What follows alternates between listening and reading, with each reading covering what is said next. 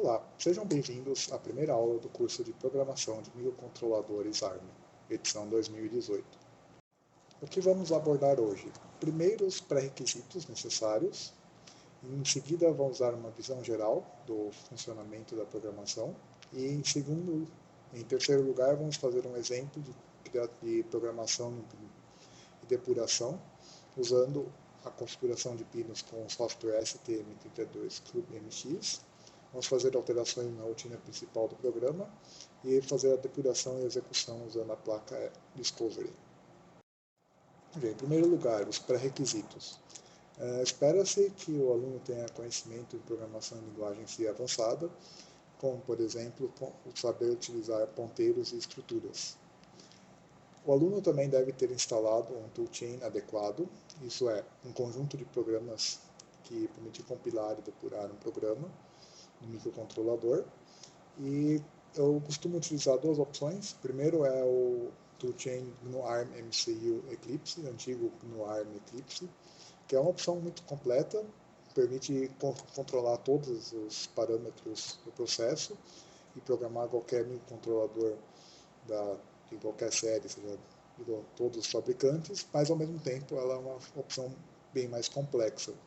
E recentemente a ST adquiriu a empresa Tolic e oferece agora a IDE a Tolic True Studio gratuitamente para os microcontroladores da sua família.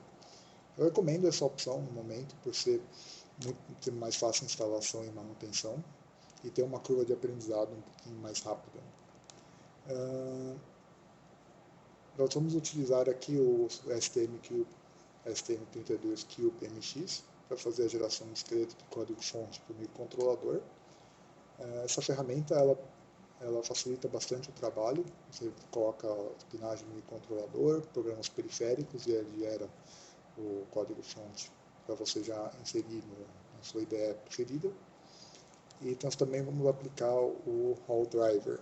Então, o que vocês precisam fazer basicamente é baixar uma desses toolchains, né, e instalar o CubeMX. Todos os dois estão facilmente disponíveis na internet. E o Hall Driver ele vem junto com essas duas opções. Você simplesmente fazendo a instalação já vai ter disponível. E também é necessário ter um kit de desenvolvimento. Aqui eu estou usando a placa STM32F4 Discovery.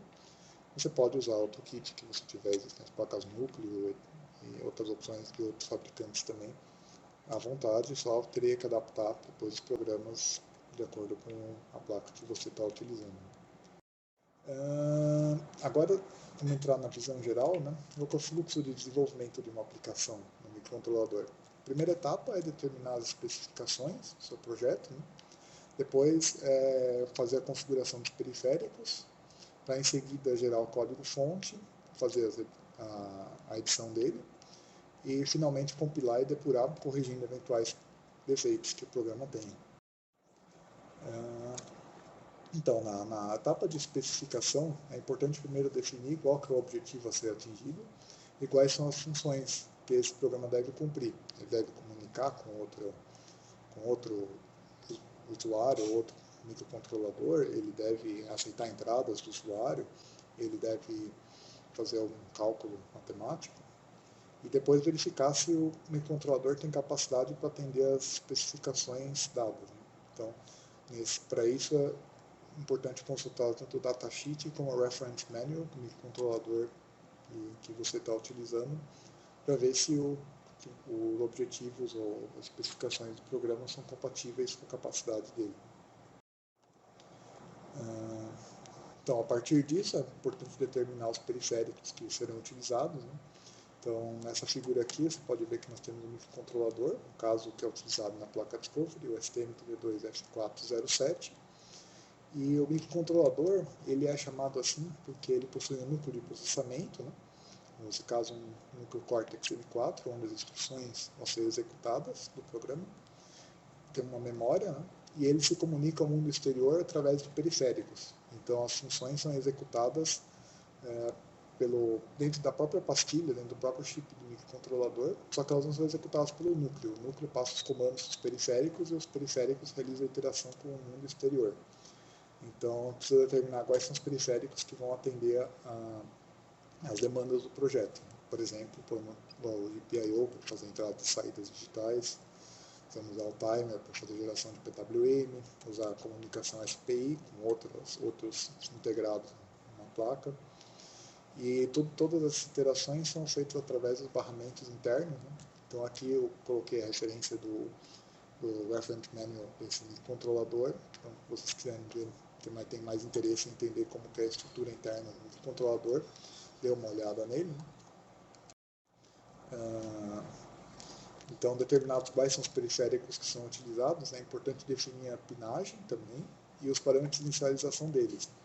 Então, para isso, é muito útil usar o STM32CubeMX, porque eles, na interface gráfica que permite definir os pinos, vão ser utilizados, qual vai ser a função desses pinos. Por exemplo, aqui usar o pino PA0 e o PA1 para uma interface serial. Então, o pino PA0 foi atribuído como transmissor e o pino PA1 como receptor serial. E foi definido parâmetros dessa interface serial, como a taxa de bits, tamanho da palavra, paridade, assim por diante.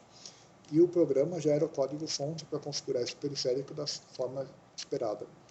Então, isso economiza bastante tempo de desenvolvimento, só que tem a desvantagem que acaba engessando a solução para o microcontrolador escolhido na etapa inicial. É importante nunca esquecer de configurar o clock. Ele tem uma configuração de clock padrão, só que essa configuração de clock padrão nunca é otimizada para a aplicação que você tem, né? Aí, como eu disse, né, a grande vantagem de usar o Cube para fazer a geração do programa, porque economiza tempo na hora do desenvolvimento. Então, depois que o código-fonte foi gerado, a gente importa ele no IDE, como por exemplo o RStudio ou Eclipse, e nele vão aparecer uns arquivos, né, que foram gerados como o arquivo main, que vai conter a rotina principal, a configuração dos blocos e dos periféricos.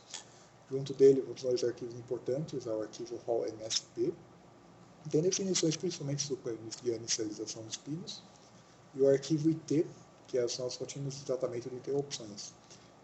Então, mais tarde, eu vou entrar mais em detalhe com esses outros arquivos. O importante agora é focar no arquivo main. Então, aqui eu trouxe um exemplo. Esse é o conteúdo de uma função main. E aqui tem um loop infinito, em que o núcleo de processamento fica dentro desse while até o microcontrolador ser desligado, por exemplo, ou resetado. E aqui eu coloquei dois comandos, um que ele vai receber dados através da interface WART, escrever eles no buffer, e depois vai transmitir esses mesmos dados através da mesma interface. Então, nesse caso aqui, esse programa está implementando o loopback na porta serial. Então, em uma outra aula vamos entrar mais em detalhes nisso. E depois as etapas de compilação e depuração, quando terminado o código-fonte, terminado o código-fonte ser escrito, né? A gente precisa usar um compilador adequado para gerar os binários, né? E depois programar o kit de desenvolvimento usando a interface de depuração. Então a placa ela disponibiliza, nessa placa Discover, disponibiliza uma interface do tipo ST-Link, né? É importante notar que existem dois conectores USB nessa placa, um conector mini USB é para depuração, e essa interface USB está conectada a um outro microcontrolador, que a gente não vai programar nesse caso, mas ele faz a ponte entre o USB e o ST-Link, que vai acabar programando o outro microcontrolador, nosso STM32F4. E aqui nós podemos observar o botão de reset e também um outro conector micro USB, que ele é outro conectado ao F4. Então ele geralmente não é utilizado para depuração, mas sim para aplicações do usuário.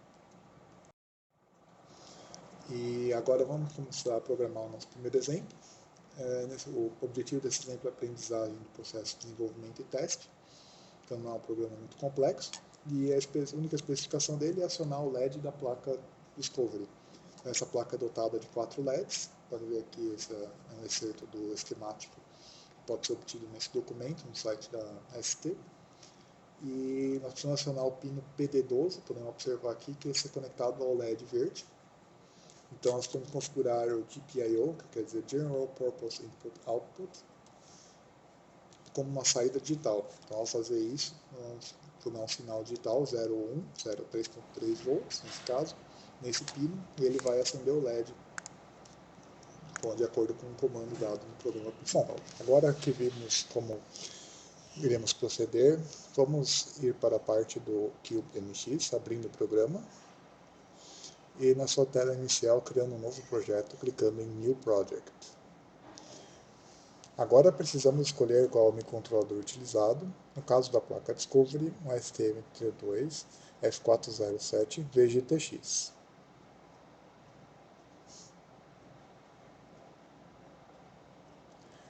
Podemos ver no meio da tela a pinagem do microcontrolador e à esquerda os periféricos disponíveis. Vamos começar selecionando o pino PD12 como uma saída GPIO, ou seja, uma saída digital. Podemos ver que existem vários periféricos que podem ser utilizados, que serão abordados posteriormente. A configuração do clock é feita na outra aba, e vamos, nesse caso, utilizar o oscilador interno, HSI, e gerar um sinal com frequência de 168 MHz para o núcleo de processamento. E, finalmente, vamos abrir a aba Configuration para verificar a configuração. Nesse caso, só estamos usando os periféricos de PIO, então não vemos muitas opções. Posteriormente, iremos ver mais detalhes outros periféricos. Agora é importante salvar o projeto. Vamos dar a ele um nome, por exemplo, aula 1 teste.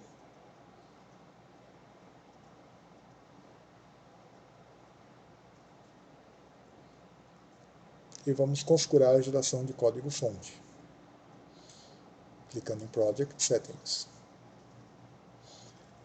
Vamos dar um nome a este projeto, esse nome irá aparecer na IDE. E vamos selecionar o TrueStudio como nosso toolchain para esse caso. Veja que na aba Code Generation estamos selecionando para copiar todas as bibliotecas Hall para a pasta do projeto. Clicando nesse botão, iremos gerar o código-fonte na pasta escolhida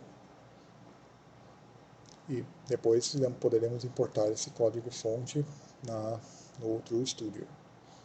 Lembrando que o TrueStudio facilita essa tarefa também, porque o Cube já consegue gerar um projeto pronto. Se nós estivéssemos usando o Eclipse, haveriam etapas adicionais de importação.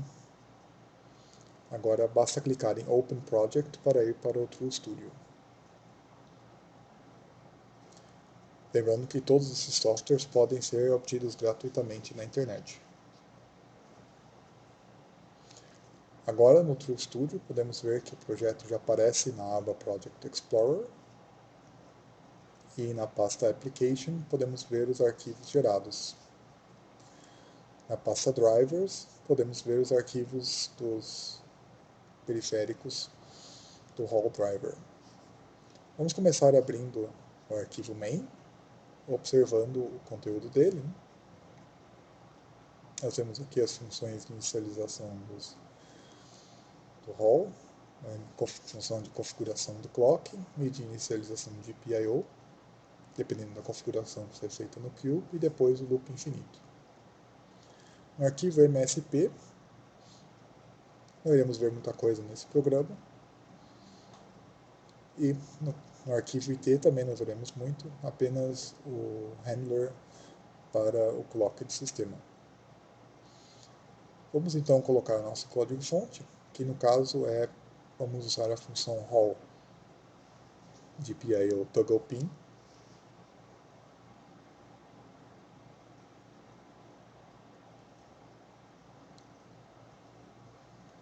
Para o pino de PIO T, pino 12. Note que na tela aparece errado, por favor corrija, ao invés de 4, use o pino 12. Essa função vai alternar, então se o nível lógico do pino era 0 se torna 1, e se era 1 se torna 0. Iremos fazer isso repetidamente, mas queremos um delay ou intervalo de alguns milissegundos, no caso 2000 milissegundos entre cada transição do pino. Então, essa função Hall Delay faz essa... Vamos salvar tudo e compilar.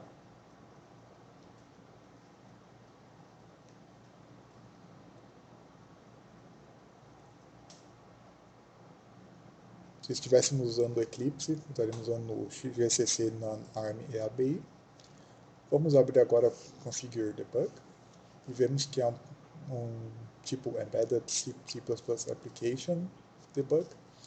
Conferimos que o binário está correto e estamos usando a interface ST-Link para a placa.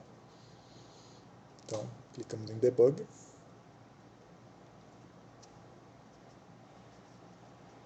Ele tenta se conectar com a placa e ele detecta que a placa está com firmware desatualizado. Bom, isso pode acontecer, então vamos seguir o procedimento. A placa não está no modo correto, então desconecte e conecte ela novamente à porta USB do computador e clique em Device Connect novamente. E clique em Upgrade Firmware. O firmware da placa está sendo atualizado. Note que esse procedimento não precisa ser repetido. Ele só está sendo feito essa vez porque a placa está com o firmware desatualizado. E clicamos novamente em Debug para programar a placa.